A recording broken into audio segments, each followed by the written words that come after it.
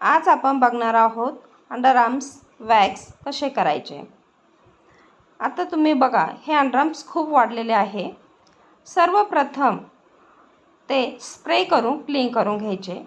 नॅपकिनने छान ड्राय करायचे।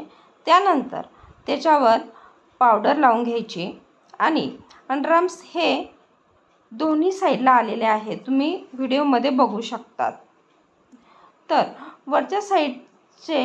वरच्या साईडला अंडरआर्म केस असतील तर वॅक्स हे त्याच दिशेला लावायचे आहे आणि स्ट्रिप्सने विरुद्ध दिशेला ते खेचायचे आहे। तुम्ही व्हिडिओमध्ये बघू शकतात। बघा, पहिल्या स्ट्रिप्समध्ये किती क्लीन झाले आहेत ते। आता आपण बघत आहोत की आपण जे अंडरआर्म्स केले त्यानंतर राहिलेले केस खालच्या दिशेला आहे।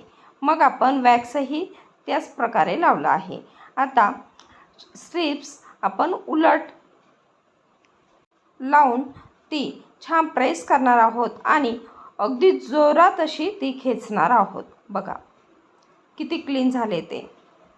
एका स्ट्रिप्समध्ये अंडरआर्म खूप क्लीन झालेले आहे, तुम्ही बघू शकतात व्हिडिओमध्ये।